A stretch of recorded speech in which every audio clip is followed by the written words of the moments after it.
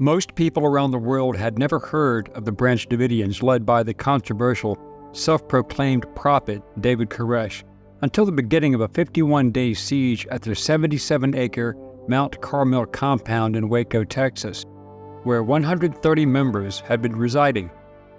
The Branch Davidians were an offshoot of another extreme Christian religious group called Shepherd's Rod, which was somewhat connected to the Seventh-day Adventists. Who was David Koresh? Who were the Branch Davidians? What caused the long siege resulting in so many deaths? Hello, I'm Colin Heaton, a veteran of the United States Army and Marine Corps, former history professor, book author, and welcome to this episode of Forgotten History.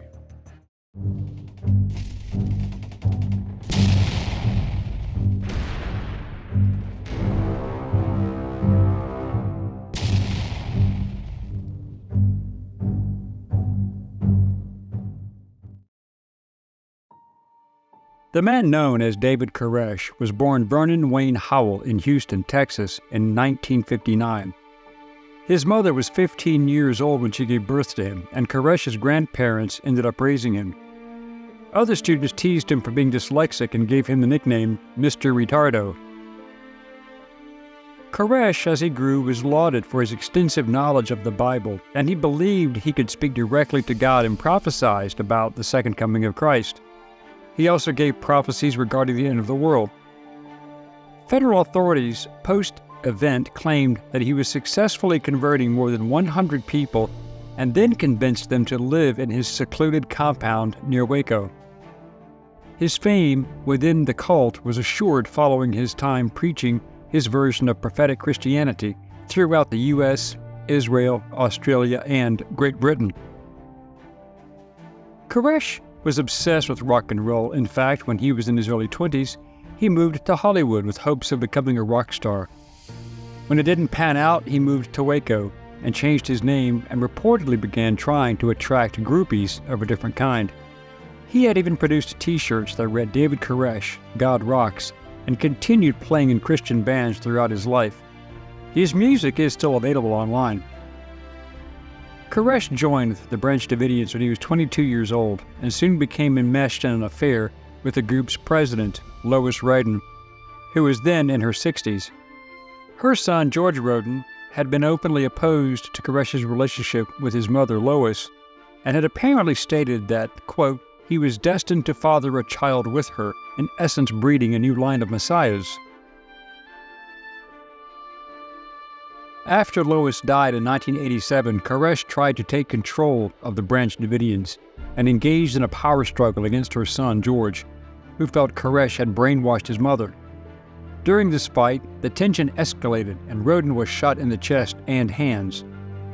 Koresh was tried for attempted murder, but after a mistrial, he was released.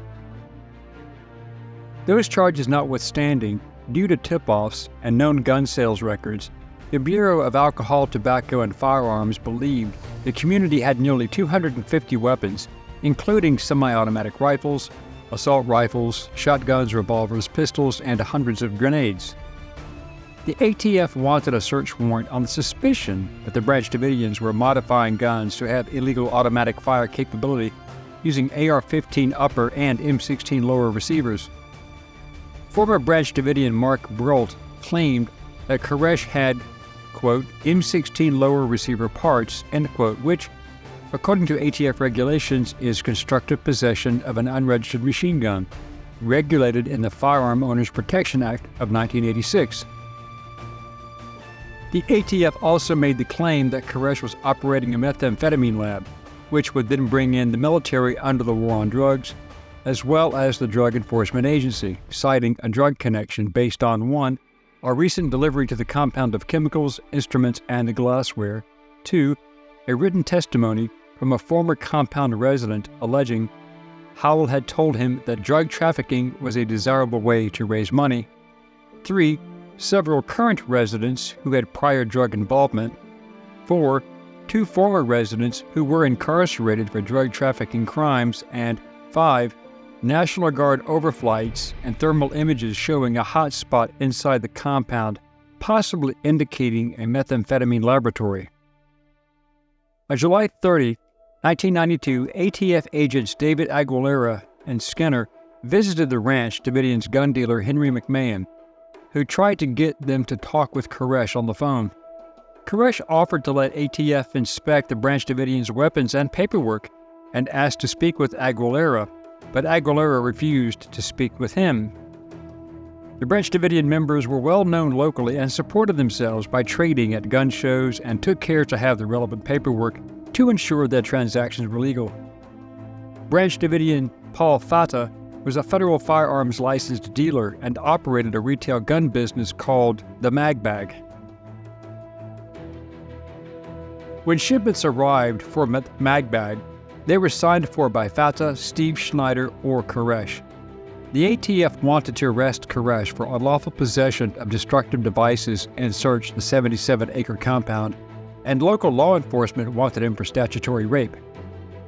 One of the reports stated that, in addition to his passions for Armageddon and sex, according to the Los Angeles Times, he had multiple underage wives and was rumored to sexually abuse girls, having sex with children as young as 10 and 11. This was confirmed by survivors after the fact. Koresh was having sex with the underage girls of many of his followers. Some of his followers, disgusted with his personal methods and abuse of young girls, left the compound. It was reported that a few even filed complaints with local law enforcement regarding the child rapes. Texas state law enforcement officials were also involved due to the sex allegations and other charges.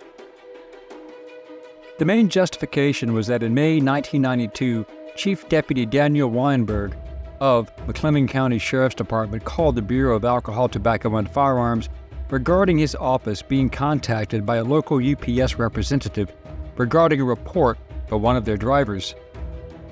The UPS driver reported that a package he was delivering to the Branch Davidian compound had broken open, and he saw at least a half dozen grenades. He also reported that the compound had been receiving packages from an arms dealer for several months.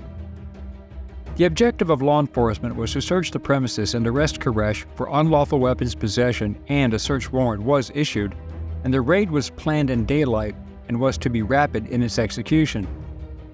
They planned the raid on March 1st, but decided to move it up a day. On Sunday, February 28, 1993, in response to reports that the Davidians had been stockpiling illegal weapons at the Mount Carmel Center, supposedly in preparation for the end of the world, Federal Bureau of Alcohol, Tobacco, and Firearms drug enforcement agents raided the property. That morning of the raid, Paul Fata and his son Kalani were already gone and on their way to a gun show in Austin. However, all surprise was lost when a KWTX TV reporter who was tipped off about the raid asked for directions from a U.S. postal mail carrier. Ironically, as luck would have it, the mail carrier was the brother-in-law of David Koresh. In a short time, the group's members were fully armed and prepared. An intense gunfight erupted, resulting in the deaths of 4 ATF agents and 6 Branch Davidians. The federal agents were attempting to arrest their leader, David Koresh, in the raid on the group's complex when they began to exchange heavy gunfire at the site. Officials said the Branch Davidians opened fire on the ATF agents first, which surviving members of the religious community have always denied. It's still not clear who fired the first shot. The Branch Davidian survivors claimed that the first shots came from the ATF agents outside.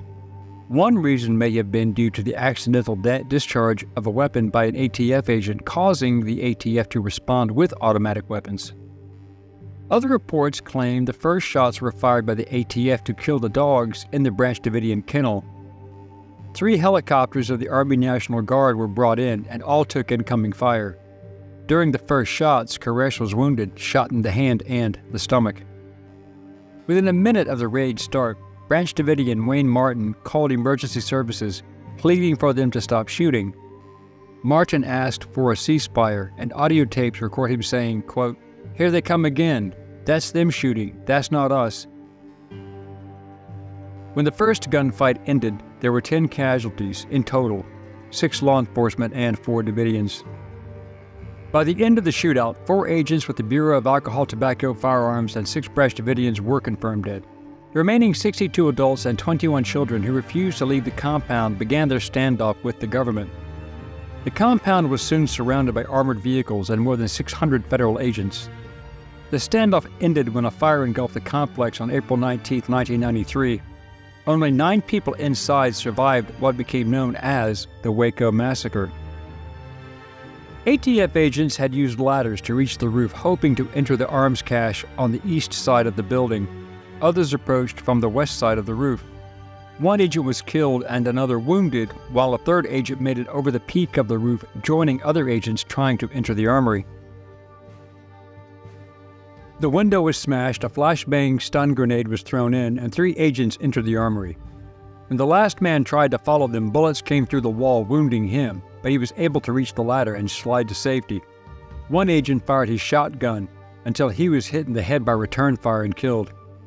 The first group of 3 agents reached the armory and then came under fire, killing 1 Davidian, with 2 of their men being wounded, with the third covering their escape, and he fell off the roof but was not seriously injured, but another agent covering their escape was killed. The firefight began losing momentum in less than an hour as the agents ran out of ammunition. Agents Steve Willis, Robert Williams, Todd McKeon, and Conway Charles LeBleu were dead. The 5 Branch Davidians killed in the raid were Winston Blake, Peter Gent, Peter Hipson, Perry Jones, Michael Schroeder, and J. Dean Wendell. 2 were killed by fellow Branch Davidians after being badly wounded. Due to the deaths, the FBI took command of placing Jeff Gemar, head of the Bureau's San Antonio field office, in charge of the siege as site commander. The FBI hostage rescue team was headed by Commander Richard Rogers, who had previously been highly criticized for his actions during the Ruby Ridge incident. At the beginning, Koresh had telephone contact with local news media, and he gave phone interviews. The FBI cut his communication to the outside world. For the next 51 days, communication with those inside was conducted solely by 25 FBI negotiators. However, Koresh was always in direct contact with the FBI negotiators who, during a total of 754 phone calls, were trying to encourage him to turn himself in. The FBI had a video recorder delivered to Koresh, and on it, he introduced his children and his wives, including several minors who claimed to have had babies fathered by Koresh. It was believed that Koresh had fathered perhaps 14 of the children with underage girls who stayed with him in the compound. Several Branch Davidians also made statements in the video. On Monday, March 8th, the Branch Davidians sent the videotape back to show the FBI that there were no hostages. All parties were there of their own free will. Outside the compound on April 1st, 9 Bradley fighting vehicles carrying M651 CS tear gas grenades and ferret rounds and 5 M728 combat engineer vehicles obtained from the U.S. Army began patrolling. It was known that the Davidians had at least 2 50 caliber machine guns, hence the AFBs being bought up. They destroyed perimeter fencing and outer buildings and crushed cars belonging to the Davidians and repeatedly drove over the grave of Branch Davidian Peter Gent, despite protests by the Branch Davidians and even the negotiators. During this time, negotiators arranged for the release of 35 Branch Davidians, including 21 children. But on April 19th, in an attempt to lure Koresh and his followers out, agents took decisive action that critics later called extreme and unwarranted. The reason was that Attorney General Janet Reno, newly appointed and with the Ruby Ridge disaster fresh in her mind, wanted an end to the standoff. This was when the FBI was brought in. ATF agents claimed that they heard shots coming from within the compound. Due to the children who had been physically and sexually abused long before the standoff, this was considered justification for launching tear gas attacks to force the Branch Davidians out of the compound. The FBI made that request to both President Bill Clinton and to Attorney General Janet Reno, who gave the green light. The cost was about $1 million a week, and Reno had had enough. She ordered the assault.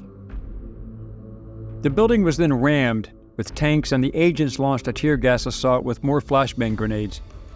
After more than 6 hours, no Branch Davidians had left the building, sheltering inside in an underground concrete block room called the bunker within the building, or they were using gas masks.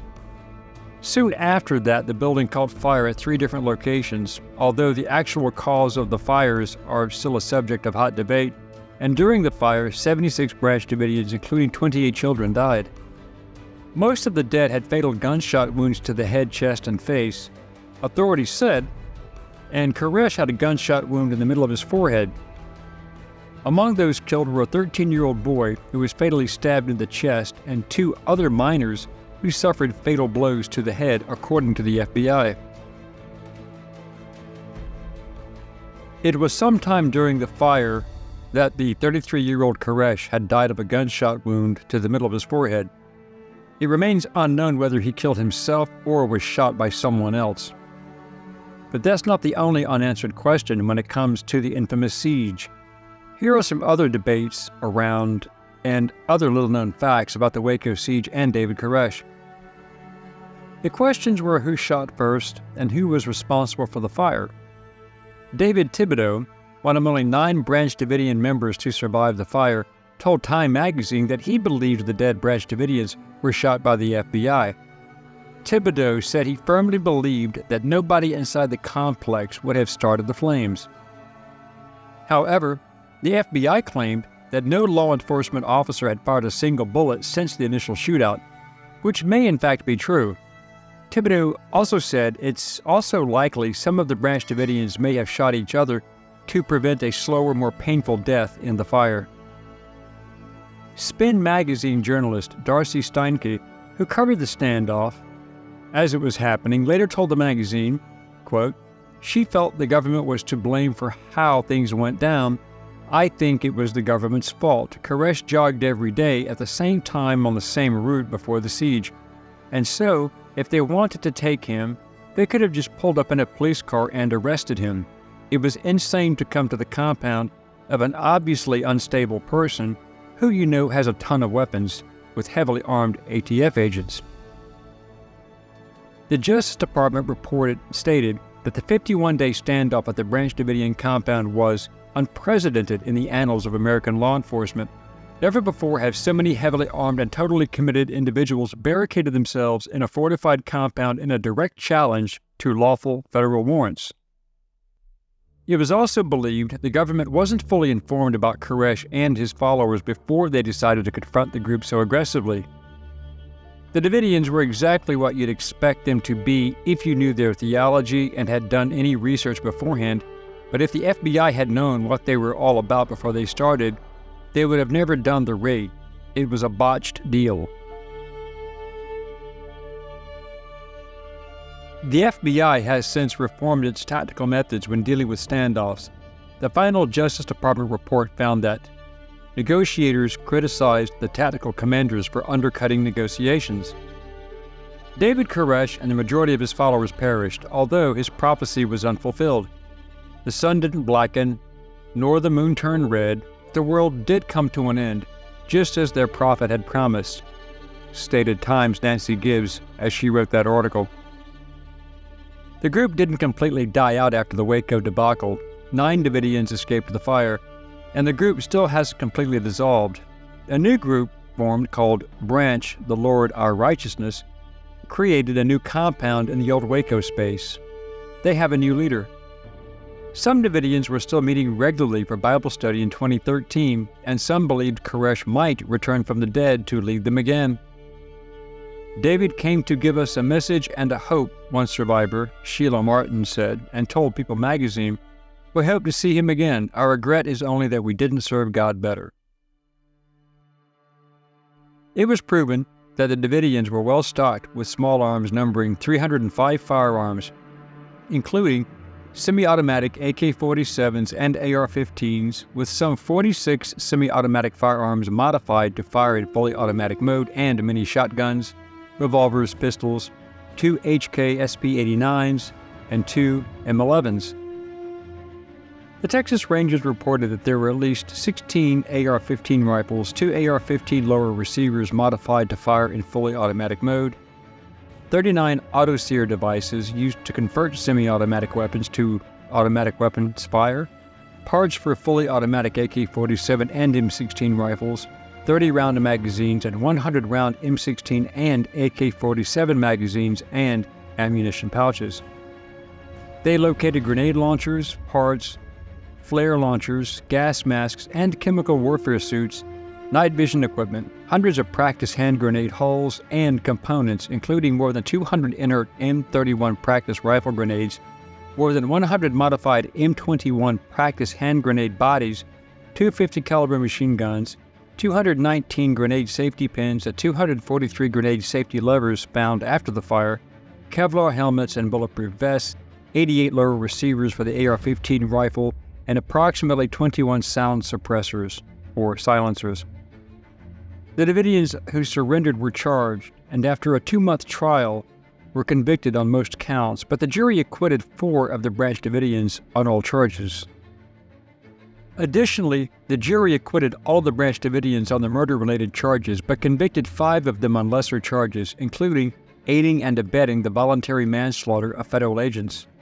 8 Branch Davidians were convicted on firearms charges.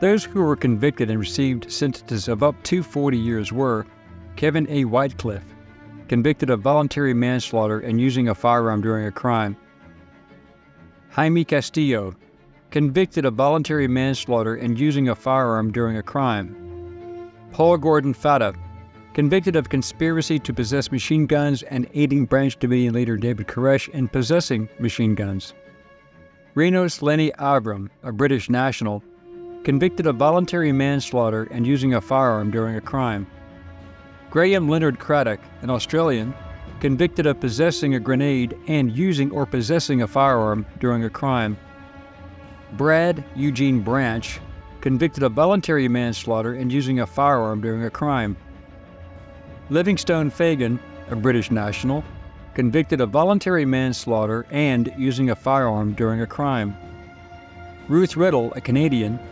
convicted of using or carrying a weapon during a crime; Catherine Schroeder, sentenced to 3 years after pleading guilty to a reduced charge of forcibly resisting arrest. 6 of these people appealed, and the United States Court of Appeals for the Fifth Circuit vacated the sentences for the use of machine guns, determining that the district court had made no finding that they had actively employed the weapons, but left the remaining verdicts intact. The appeals went all the way to the United States Supreme Court, who reversed the decision, holding that the term machine gun in the relevant statute created an element of the offense to be determined by a jury rather than a sentencing factor to be determined by a judge, as had happened in the trial. About 100 relatives of those killed or wounded and survivors filed lawsuits against Texas and the federal government, but all of these cases were eventually dismissed. So, what do you think of this story? Did the government overreact? Did they apply the best methods for reducing the problem? Or were the Branch Davidians themselves totally responsible for the outcome? Do you believe the government reports or what the Branch Davidians had to say about the event? Let us know in your comments. We would like to hear from you. Thank you for watching Forgotten History. Please click like, subscribe, and share. Send us comments and show ideas, and we will get back to you as soon as possible. Until next time.